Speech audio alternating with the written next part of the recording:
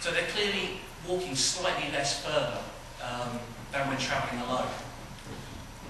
Now, because we've asked participants to state the maximum number of floors they would consider walking on the stairs before electing to use a lift, of the participants which would sometimes consider using the lift, we can plot the minimum percentage of lift users against distance travelled, which is the graph you can see here. The down direction questions are denoted by the broken lines, and the continuous lines denote the up direction. Here we can see that, irrespective of direction of travel or scenario, the majority of participants are not prepared to walk more than 5 to 7 floors. And indeed, whilst differences can be seen between each scenario and direction, after about 10 floors, these differences seem to converge. And this is because there's very few participants who said they would walk more than 10 floors. Indeed, after 20 floors, almost everybody is electing to use the lift. So, in the fourth section of the survey, we looked at evacuation usage. And we gave participants the same information as in the circulation scenarios, but we also gave them an extra piece of information, saying that they're instructed that it was acceptable to use lifts during an evacuation, and that they were free to choose to use either the lift or stairs. Now, despite being told that it was acceptable to use lifts, only about 1 in 3 participants said they would even consider using them. And that's not whether they would use them, that's even consider using them. And this is perhaps contrary to some of the stuff that we mentioned earlier. Of the people which would consider using it, 7.2% said they would always use a lift, and about 87.1% said they would be influenced by the height of the floor they're on when deciding to use a lift or stair. We also asked participants, what's the maximum number of floors you would consider travelling in a lift? We asked this because during the pilot testing of our survey, a number of participants expressed reservations about travelling long distances within a lift, because due to the increased exposure and the increased likelihood that it might become trapped.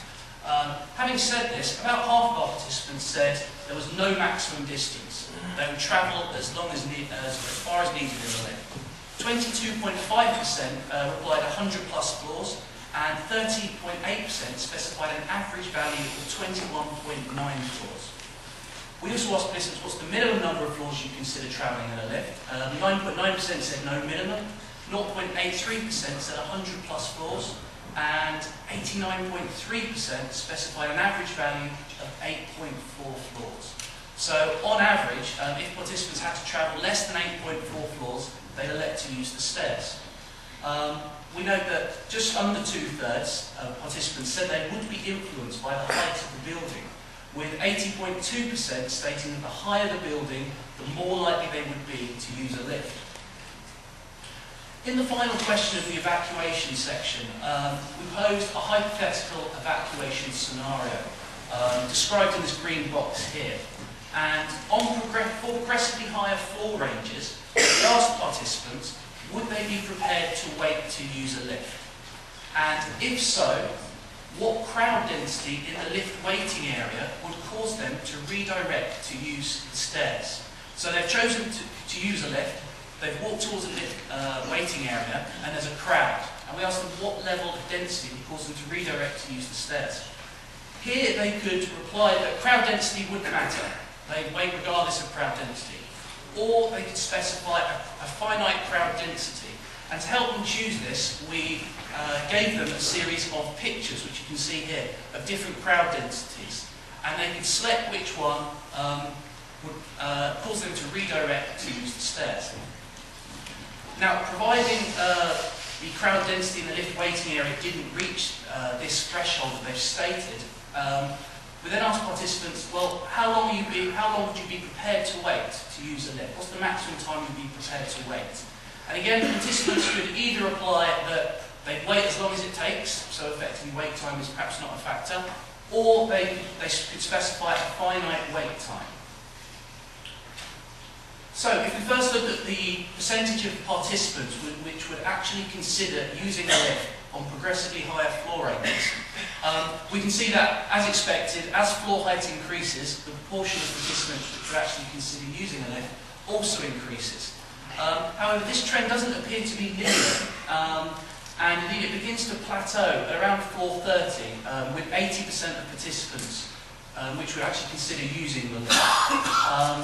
And it seems to plateau, so essentially it's telling us that some 20% of the participants which answered this question said they wouldn't even consider, whilst they would consider using a lift, they wouldn't consider waiting to use a lift. Okay?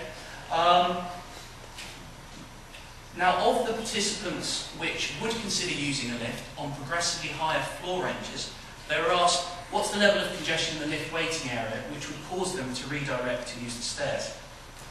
And it's interesting to note that less than 5% of participants said that crowd levels in the lift waiting area doesn't matter. This means that the remaining 95% of participants would consider the levels of congestion in the lift waiting area.